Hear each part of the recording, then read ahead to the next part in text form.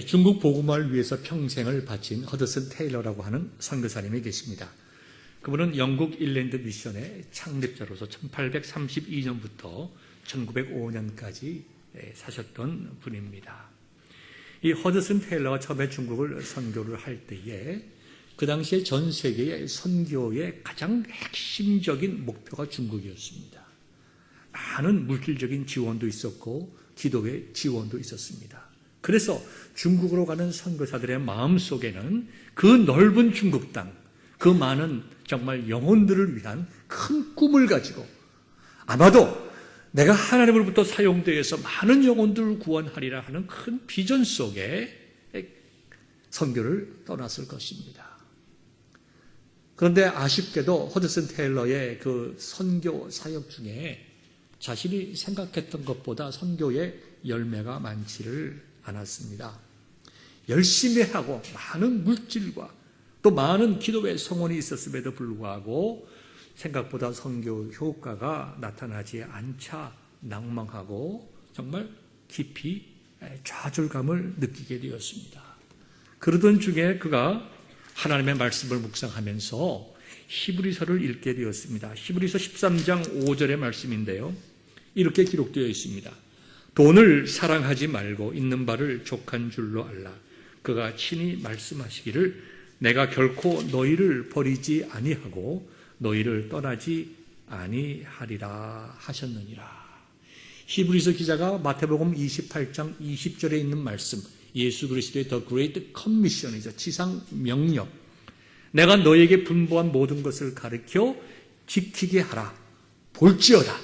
내가 세상 끝날까지 너희와 항상 함께 있으리라. 이 The Great Commission의 말씀을 이제 히브리서 기자가 인용하여 기록한 히브리서 13장 5절의 말씀을 읽으면서 마음속에 깊은 감동이 왔습니다. 물론 여기에 물질에 관한 말씀이지만 물질에 관한 것은 무엇을 상징합니까? 우리가 의지하는 것.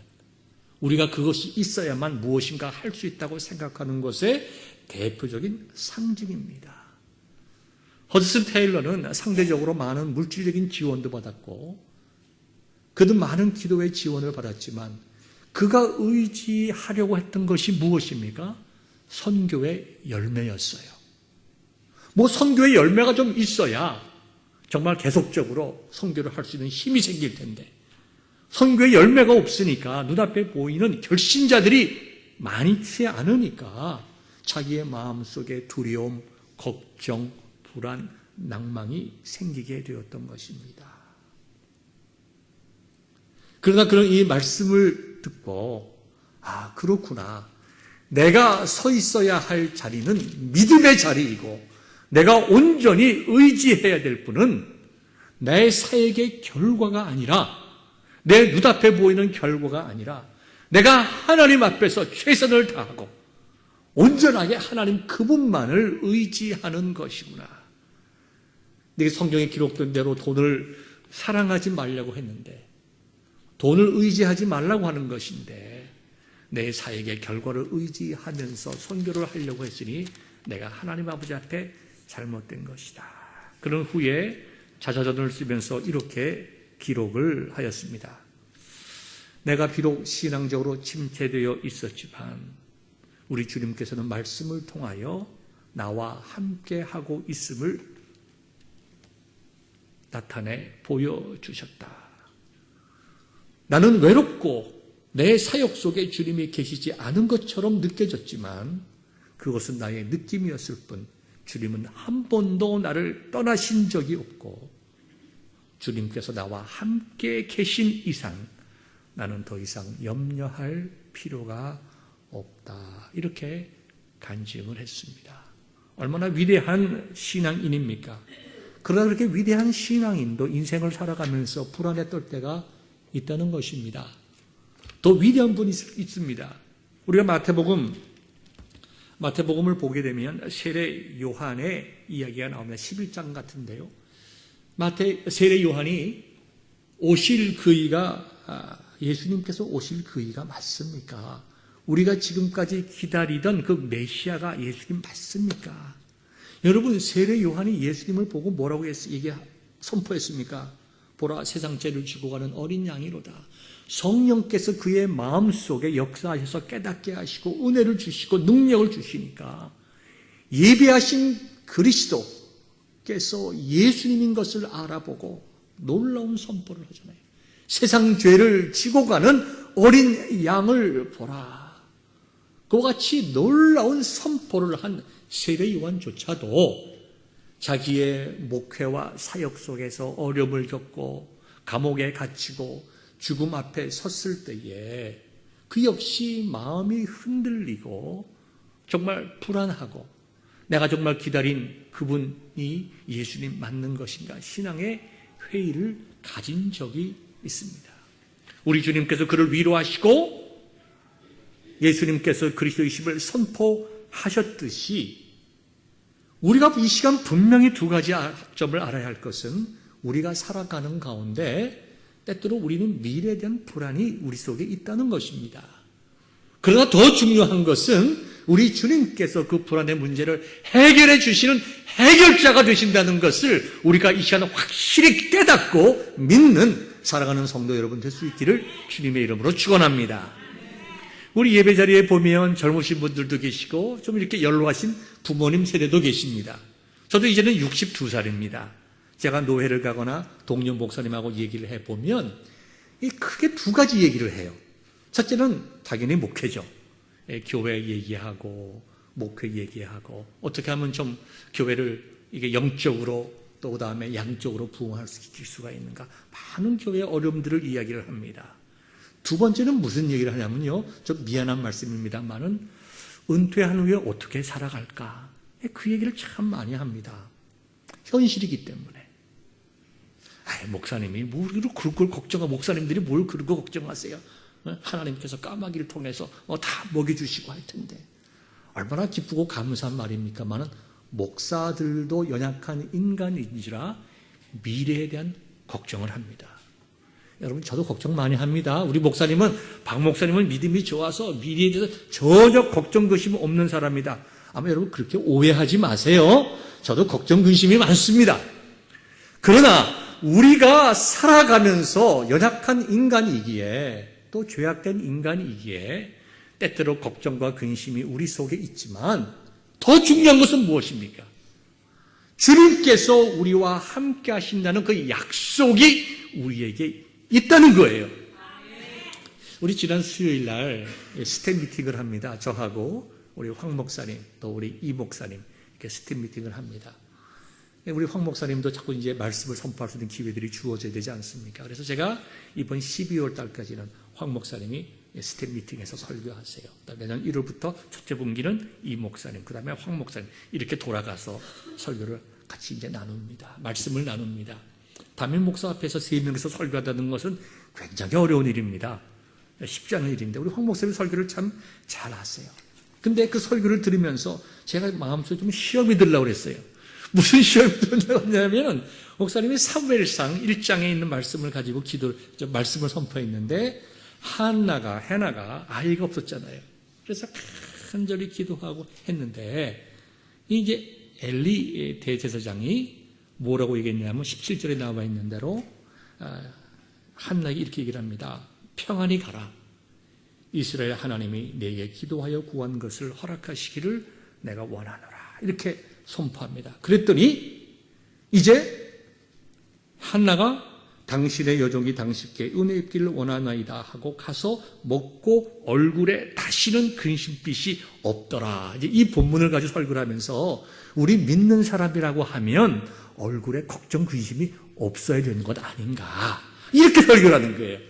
근데 그 설교를 들으면서 나는 늘 스트레스도 많고 걱정 근심이 얼굴에 많은데 이거 뭐 나 들으라고 하는 얘기인가. 그런 생각을 했어요. 그러면서 내가 마음속에 그렇구나. 나는 그런 의도로 황 목사님이 담임 목사 앞에서 그런 설교를 하겠어요. 그럴 리가 없죠. 그렇지만 듣는 사람의 입장이 조금 찔리는 데가 있으니까 그렇게 느껴지는 거예요. 그러면서 그렇구나. 내가 좀 더 센시티브 해야 되겠구나. 나는 전혀 그런 의도로 설교를 하지 않는다 하더라도 성도들이 들으면서 이거 목사님이 정말 나 들으라고 하는 얘기가 아닌가라고 이해할 수 있겠구나 하는 생각을 제가 가지게 되었습니다. 그래서 이제 황 목사님하고 이야기를 하면서 많은 이 설교 본문을 어떻게 이해하고 적용할 것인가. 제가 멘토링을 해야 되니까 이빌루션도 하고 실질적이고 구체적인 설교의 포인트도 함께 나누고 하였습니다. 오늘 뭐 제가 사무엘상 말씀을 나누는 걸로 하는 것이 아닌데 좀 본문으로 들어가 보면 그 당시에 엘리 제사장이 선포되는 그 말씀, 이스라엘 하나님이 내게 기도하여 구한 것을 허락하시기를 내가 원한다라고 하는 선포의 말씀을 할 때에 그 말을 듣는 한나의 입장에서는 하나님께서 내 기도에 응답하여 주셨다라고 이해가 된 거예요. 그 당시에 제사장이 말씀하시 선포하는 것은 하나님의 말씀입니다. 그죠? 그러니까 하나님께서 나에게 이제 자식을 주셨다라고 하나님께서 약속하신 것과 마찬가지니까 한나의 마음속에 더 이상의 수심과 걱정이 없이 기쁨으로 아이를 기다리게 된 것입니다. 자, 지금은 목회자가 여러분들에게 대제사장처럼 그렇게 말씀을 선포하고 하면 그건 목사의 말이지 하나님의 말씀이 아닙니다. 그죠? 하나님의 말씀을 이렇게 인용을 해서 여러분들에게 말씀을 전하는 것이지만 목회자의 말, 설교 말 자체가 하나님의 말씀과 동등한 것 아닙니다. 그건 캐톨릭이에요. 그러나 목회자가 전하는 하나님의 말씀, 목회자의 말과 위시가 아니라 하나님께서 우리에게 약속한 말씀, 성령의 말씀에 기록된 것은 우리가 그대로 믿어야 되는 거예요. 그래야 우리의 삶의 어려움과 걱정, 근심을 극복할 수 있는 힘이 생기는 것입니다. 여러분, 믿음의 힘이라고 하는 것은 내가 원하는 것을 이룰 수 있고 또 내 마음속의 걱정과 근심이 사라지고 항상 할렐루야 방긋방긋 웃는 것이 아니라 우리가 인간이기에 연약하기에 우리가 죄인이기에 살아가면서 겪는 여러 가지 어려운 일들, 걱정, 두려움, 근심, 세례 요한이 가졌던 그런 회의, 신앙적인 회의, 이런 것들이 우리 속에 범벅이 되어 있는 삶의 순간들 속에서 믿음이라고 하는 것은 나의 감정이나 나의 느낌이나 나의 경험이 아니라 전능하신 하나님께서 무엇이라고 선포하고 계시는 자, 나를 보지 않고 내 주위의 환경을 보지 않고 하나님의 말씀을 붙잡고 일어서서 나갈 수 있는 힘과 능력을 믿음의 힘이라고 그러는 것입니다. 그래서 오늘 설교 본문의 제목처럼 하나님께서 우리의 삶을 인도해 주신다고 하는 것은 덕담이 아니라 립서비스가 아니라 하나님의 말씀이 우리에게 그렇게 선포하고 있기 때문에 내 오늘의 현실이 어렵고 힘들어도 하나님은 나와 함께 하신다는 믿음을 붙잡고 믿음으로 걸어나가는 것이, 우리 인생 속에 걱정 근심이 없는 사람이 어디에 있습니까? 저도 걱정 근심이 많습니다. 자녀들을 어떻게 잘 새로운 가정들을 꾸미고 믿음의 삶을 살아가게 할 것인가? 그 목회를 어떻게 할 것인가? 나의 미래는 어떻게 인생을 살아가야 될 것인가? 죽음 앞에서 내가 어떻게 대처를 해야 될 것인가? 우리가 생각들이 많이 있습니다. 그러나 그 모든 생각들과 영적이고 육체적이고 정신적이고 감정적인 burden, 인생의 무거운 짐들이 우리에게 있지만, 그죠? 하나님께서 우리와 함께 하신다.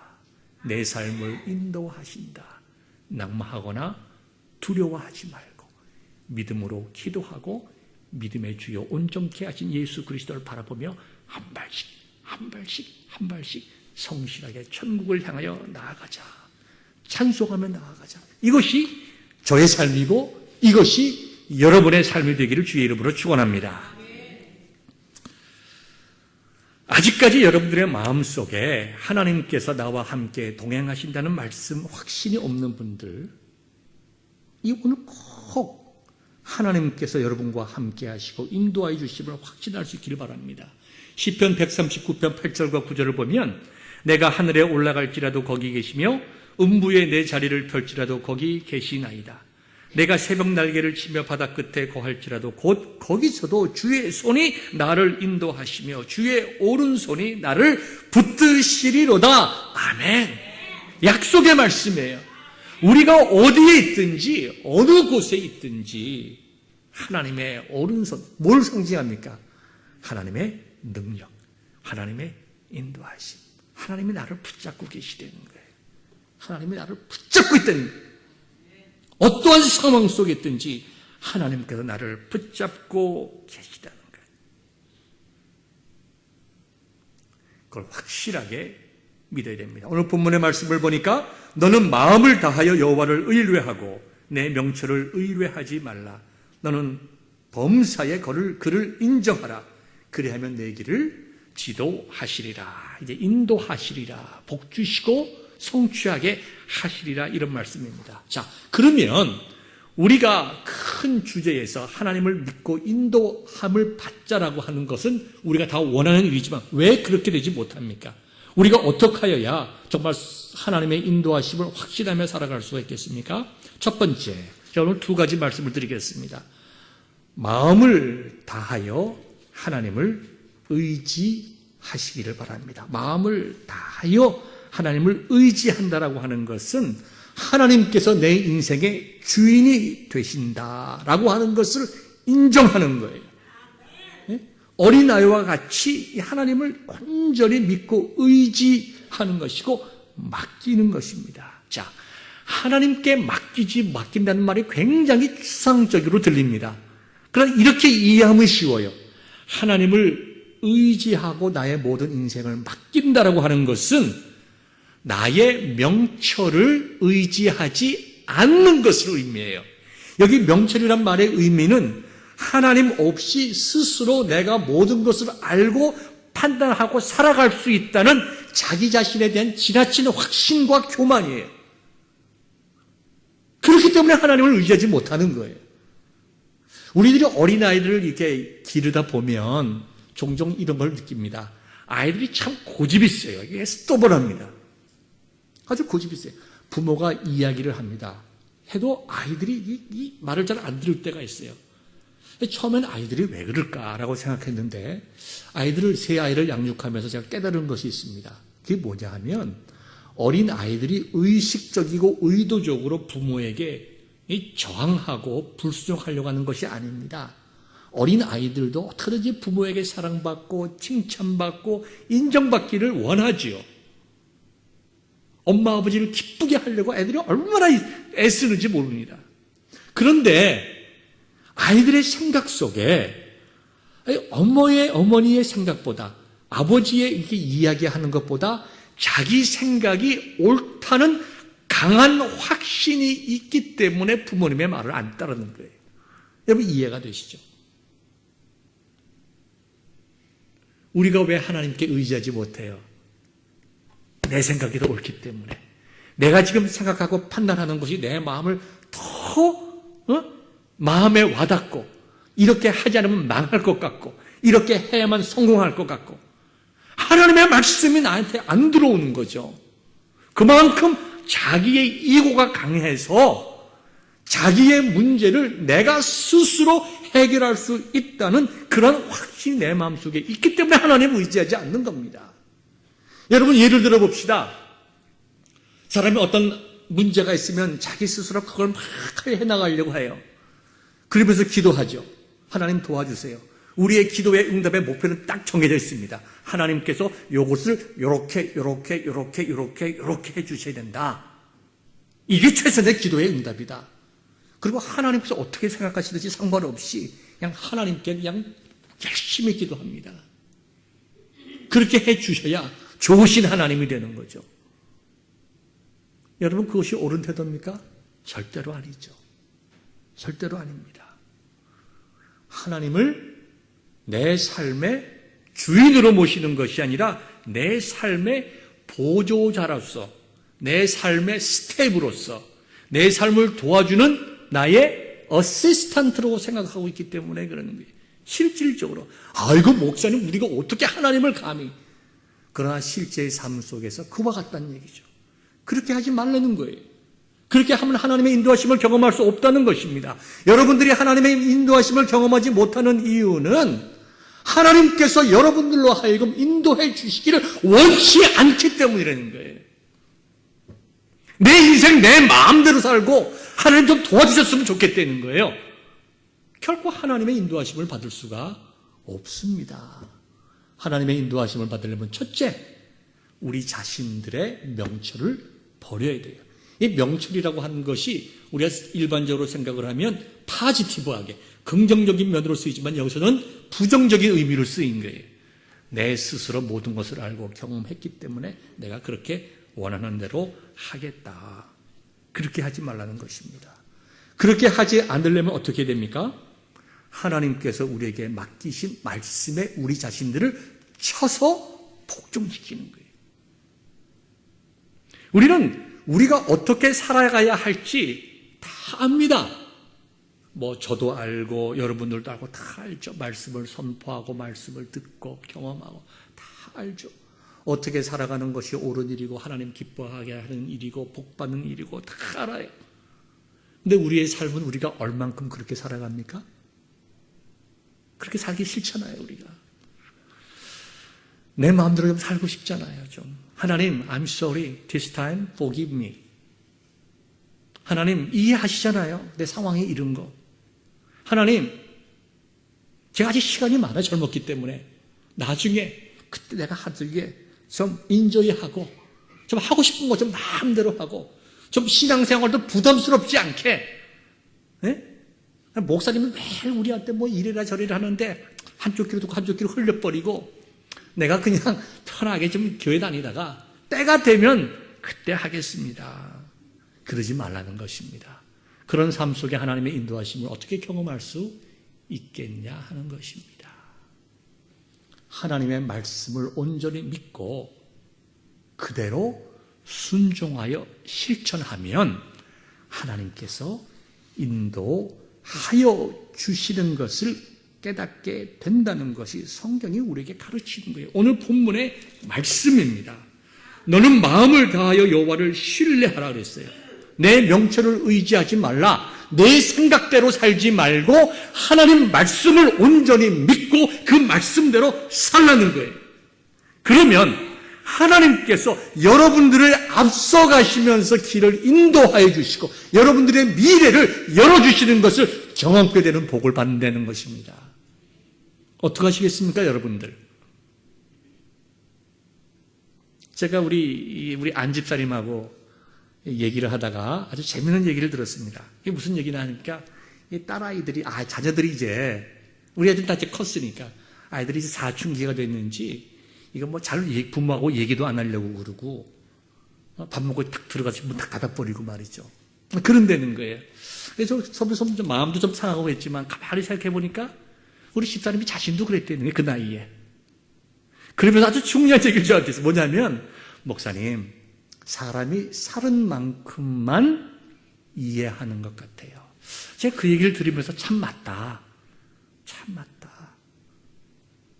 내가 10대에 20대에 내가 생각하고 판단했던 것 50대고 60대 되니까 인생이 그런 게 아니구나. 내가 처음에 목회자가 되어서 앞으로 목회를 이렇게 해야지 정말 바르게 잘하게 멋지게 한번 해봐야지. 그때의 목회를 잘한다고 하는 그것이 지금 25년간 목회를 한 후에 뒤돌아보니까 아니다. 물론 하나님 앞에 선한 목적은 있었지만 그렇게 함으로 교회와 성도들에게 주어지는 플러스 되는 면과 그렇기 때문에 나타나는 네거티브한 면을 비교해 봤을 때에 그땐 참 내가 뭘 몰랐다. 선한 마음으로 깨끗한 마음으로 주님의 교회를 섬기고자 하는 뜨거운 마음은 있었지만 25년 목회를 해보니까 얼마나 참 부족한 생각이었는가 하는 것을 참 많이 깨닫습니다. 그리고 정말 처음으로 목회자가 되어서 목회할 때 그때의 목회 방법을 내가 지금 돌아가면 그렇게 하겠는가? 아니요. 저는 그렇게 안 합니다. 왜요? 그만큼 인간을 알고 교회를 알고 그죠? 인생을 알았기 때문에. 결국 뭡니까? 여러분들이 어떤 직업을 가지고 있든지 무슨 일을 하든지 여러분의 30대와 여러분의 60대가 똑같은 생각과 판단을 한다고 하면 여러분이 인생 실패한 것이죠. 배운 게 없는 거죠. 30년 동안. 분명히 여러분들이 오늘의 생각과 판단과 오늘의 신앙이 지난 10년 전, 15년 전, 20년 전에 비해서 분명히 성숙해져야 되고 생각하는 깊이가 깊어져야 되고 이해의 폭이 넓어져야 되고 인간이라는 것이 무엇인가를 깨달아야 되는 것이고 주님의 믿음의 공동체에서 내가 어떤 자리에 서서 어떻게 해야 되는가 이런 행동과 말을 했을 때에 이것이 하나님의 영광과 복음을 위하여 플러스 되는 것이 많은가 마이너스 되는 것이 많은가 이런 것들도 생각할 줄 알아야 되고 그래야 그게 정상적이고 성숙한 성도 아닙니까? 그런데 우리가 지금보다 10년 더 지난다고 생각해 봅시다. 그럼 어쩌면은 오늘 내가 이것이 최선이라고 생각했던 것을 그건 최선이 아니다라고 생각할 수 있지 않습니까? 여러분 이해하시죠?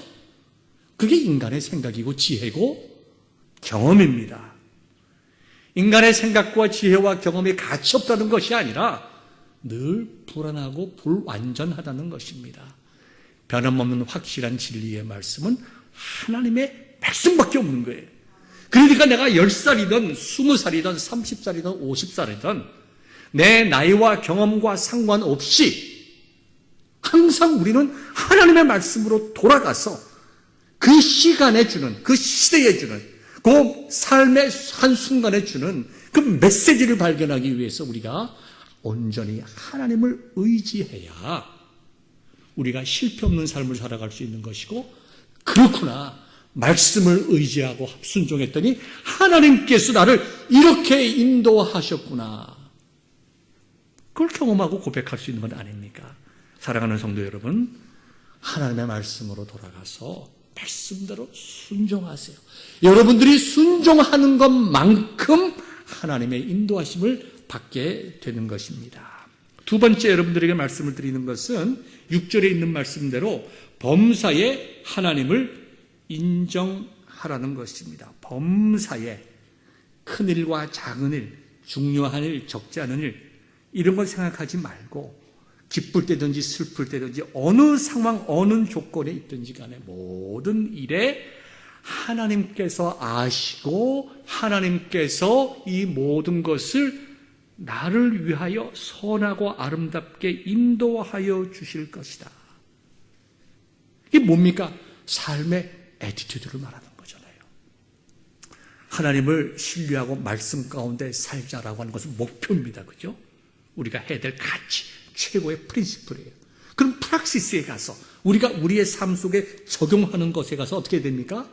내 삶의 순간순간마다 무엇을 하든지 그 삶의 순간순간마다 하나님의 주인이시고 하나님께 영광 돌리는 일이 되어야 되고 하나님께서 보고 계신다는 걸 깨달아야 되고 그와 같이 할 때에 하나님께서 우리의 길을 인도하여 주신다고 말씀하는 것입니다. 우리가 하나만 예를 들어 볼까요? 우리 요셉을 보면 그렇습니다.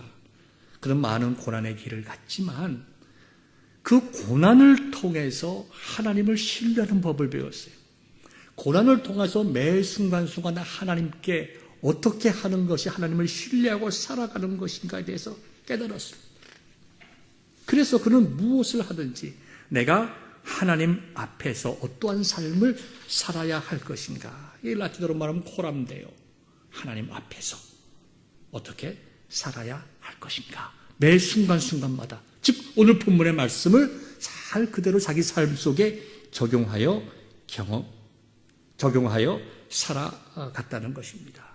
이사야서 58장 11절 보니까 나 여호와가 항상 인도하여 마른 곳에서도 내 영혼을 만족해 하며 내 뼈를 견고케 하리니 너는 물된 동산 같겠고 물이 끊어지지 아니하는 샘 같을 것이라. 약속하신 거예요. 약속. 그 하나님의 약속이 내 삶의 시간 속에서 언제 일어날지는 우리는 잘 알지 못합니다. 그러나 영원한 하나님의 약속은 항상 우리에게 확신으로 주어진다는 거예요. 목사님, 나는 지금 삶의 어려운 순간들을 겪고 있습니다. 나는 건강적으로 고난의 순간들을 겪고 있습니다. 재정적으로, 가정적으로 이렇게 어려운 순간들을 겪고 계시는데 언제 물된 동산 같은 곳에 갈 수 있단 말입니까? 그건 하나님께서 하시는 일이에요. 하나님의 주권적인 것입니다. 그리고 하나님은 우리에게 믿음을 말씀하세요. 우리의 시간과 하나님의 시간은 다를 수 있지만 분명히 하나님께서 우리에게 말씀하시는 것은 내가 너와 함께 할 것이다. 허드슨 테일러에게 주신 말씀과 같이 세상 끝날까지 항상 너와 함께 할 것이다. 토니 스노우라고 하는 조지 부시 대통령 시대의 백악관 공보 담당관이 있었습니다. 그분이 참 저널리스트고 훌륭한 신앙인입니다. 그가 이제 백악관 공보 담당관으로 일하다가 이제 암이 발견되어서 이제 그 일을 쉬게 됩니다. 그러다 공장을 다시 찾아서 다시 일을 시작하는데 그가 다시 그 암이 이제 재발이 돼서 이제는 이제 터미널까지 가서 이제는 더 이상 그 공보관의 일을 할 수 없을 정도가 됐을 때에 그 사임하는 백악관 공보관 비서를 사임하는 그 자리에서 그는 이렇게 얘기를 했어요. 하나님께서 나에게 내일을 약속하지는 않으셨지만 나에게 eternity, tomorrow를 약속하지는 않으셨지만 나에게 eternity, 영원을 약속하셨다. 그 당시에 그때 그 사임할 때에 그 뉴스위크지에 나왔던 사진광고에 나왔던 기사입니다. 아주 제가 그 스크립하고 가지고 있어요. 오래전의 일이지만 무슨 말입니까? 우리는 우리 인생 속에서 우리가 원하는 것이 있어요.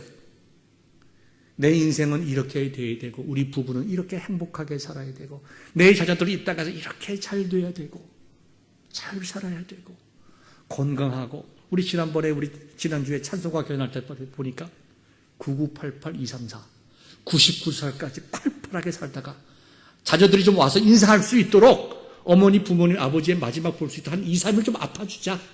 자녀들을 위해서. 그러다 천국 가자. 얼마나 쉬운 얘기입니까? 근데 제가 그거 보면서 생각이 달랐어요. 왜 99가 100으로 하든가 110으로 하든가 하지. 요즘 다 100세 시대인데 왜 99살까지만 삽니까? 더 오래 건강하게 사셔야죠, 우리가. 그죠? 그런 마음들이 우리가 다 소망이에요. 소망. 어떤 사람들은 소망 가운데 살아가는 사람도 있고 어떤 사람들은 자기의 소망을 다 이루지 못하고 살아가는 사람들이 있습니다. 우리는 그 이유를 잘 모릅니다. 마지막에 하나님 앞에 가면 물어봐야 돼요. 하나님, 왜 나한테 그렇게 힘든 인생 살아가게 하셨어요? 왜 나한테 이렇게 힘든 자녀 주셨어요? 나에게 왜 이렇게 힘든 남편 주시고 이렇게 힘든 아내 주셔서 남들처럼 좀 행복하게 살지도 못하고 고생하면서 살게 하셨어요? 너무 힘들었어요, 하나님. 너무 힘들었어요, 주님. 우리 물어봐야 돼. 나도 물어보고 싶어요. 하나님, 나는 왜 목회를 하면서 그렇게 힘든 일들이 많았어요? 왜 그렇게 힘든 사람들도 많이 만나게 하셨어요? 나도 물어보고 싶어요. 우리는 물어보면 하나님께서 우리에게 말씀해 주실 것이 그것이 우리 인생에 어떤 의미를 있었는지. 그러나 분명한 것은 우리가 하나님의 약속의 말씀대로 반드시 천국에 있을 것이라는 것입니다.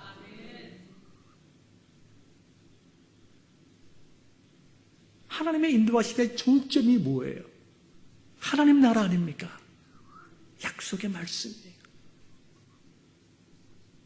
때로는 우리가 어렵고 힘들어도 믿음의 길을 감으로 어려운 사람들에게 좋은 신앙의 모범을 보일 수 있도록 하나님께서 우리에게 허락되는 어려움일 수가 있습니다. 그리고 그 일을 잘 감당한 사람들에게 착하고 충성된 종이라고 칭찬하시고 하나님의 나라의 상급을 준비하고 기다리실 거예요. 하나님께서는 공의로우신 하나님이시니까. 드릴 말씀은 많이 있지만 말씀을 마치겠습니다.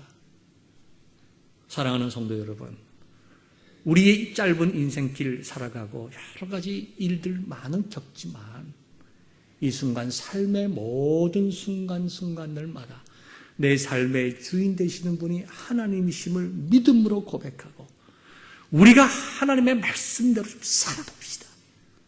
내가 정말 하나님의 말씀대로 한번 살아보겠다. 정말 믿음대로 내가 수없이 많은 설교 말씀을 듣고 말씀을 읽고 듣고 배운 대로 내가 한번 살아보겠다. 그리고 내 자녀들에 대해서 하나님께서는 우리의 삶을 인도하시고 은혜롭게 복된 길로 인도해 주시는 하나님이시다. 좋으신 하나님이시라는 것을 간증하고 선포할 수 있는 그런 인생 한번 살아가 보겠다. 이 시간 결단하고 믿음의 삶을 살아가시는 귀한 성도 되시기를 우리 주님의 이름으로 축원합니다. 기도하겠습니다.